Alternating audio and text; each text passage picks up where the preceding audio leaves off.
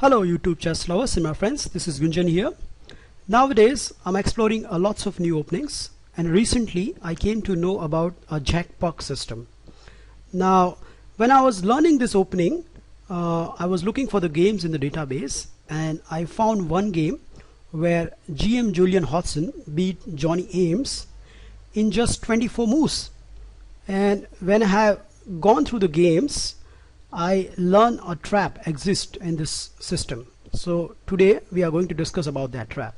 Now many of you does not aware about what is a Jack-Perc system. Well, the move order is like this. So white plays e4, black responds with the normal Perc defense move orders, where black plays d6, and after d4, knight f6 and knight c3. The normal move orders for the Perc defense is g6, but the Jack-Perc system start with the move c6. Now this is a very versatile opening where black is waiting how white is replying. So for example, black can either go for the fill-out position where it can leads to the e5 move. It can go back to the normal Perc defense move orders where it can play g6, and in some variation black can either go with e6 and d5, going back to the Caro-Can defense. Now against the Perc or the modern defense, the most aggressive reply from the white is a pseudo-Australian attack which start with the move f4, and that was happens in this game. So one of my opponent plays f4, and the most reliable reply here is, as per the theory of the Jack-Perc, is queen a5. Now the first point is it's pinning the knight, so now black is threatening to capture the e-pawn. Now here white has a 4 good reply. Now if the pawn goes further, then it will be a transposition to our line. The other two replies are bishop to d2 and bishop to d3. Well, against each of them I'm recommending you play e5 and learn the theory of the Jack-Perc, which we are not discussing today. The most aggressive reply from the white which my opponent play, which is this one, so queen f3, and not only it's protecting the pawn, but now the white is threatening to move this pawn further. So black has to respond very accurately, and here I played d5. So again renewing the threat to capture the pawn, and the most obvious response will be pushing the pawn forward, and my knight jumps to the e4 square.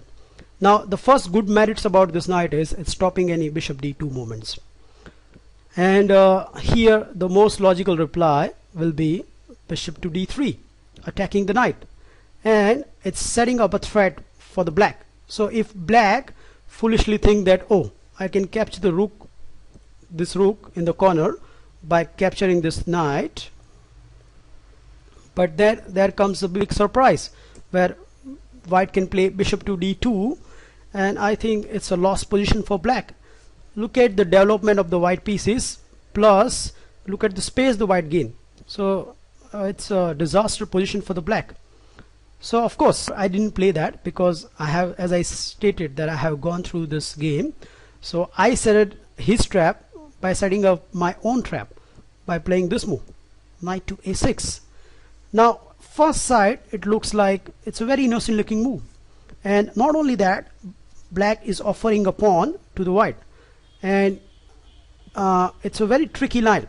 For example, if white greedily take the pawn, so for example bishop takes d cross and queen cross, then he has to fade this move g6, and this has actually happened in one of my game where my opponent realized what kind of danger he is in, and he played queen e2, I played knight b4, and after knight f3, bishop f5, he realized that he cannot prevent me to capture the c2 pawn, and in the game I won the exchange and the game.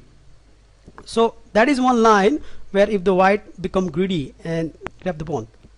Now of course in one of my game my opponent was around 2300 plus, and he decided to go with a normal developing move. So he played knight ge2, and his idea is to next move he wants to castle, and then he will start attacking my king. But here I played knight to b4, attacking his bishop, and now if I can capture that bishop, white bishop, then I'm doing very well here. So my opponent thought that probably I have missed something, and he captured the knight. I recapture, and then he captured by the queen. And now he thought that here the g6 is not possible, and indeed it's true.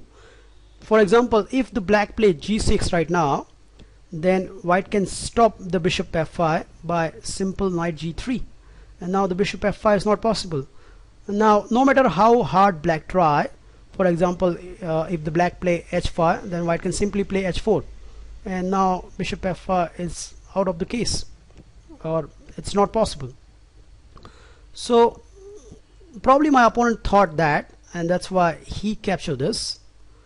But here comes a very nasty trap.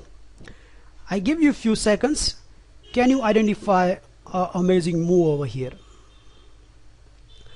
Okay, the move is f5, and now you can see, first thing is this queen cannot capture the pawn because it has been protected by the bishop. This queen cannot go to the d3 because the knight is attacking, and if the queen goes away anywhere, then the c2 will fall, and not only that, that leads to fall the rook in the corner. So the only reply left is to take the pawn by en passant. But now comes a complete Q trap, which is bishop to f5, and now you can see my queen is protecting the bishop, and not only that, these two pieces are eyeing the juicy c2 square, and it's a very amazing trap exists in this Jack Puck. And I give you a guarantee, up till now probably 3 to 4 people have fallen into this trap, and yeah, please remember this trap. I hope you enjoy my video. Please feel free to comment, and I'll post a new video soon.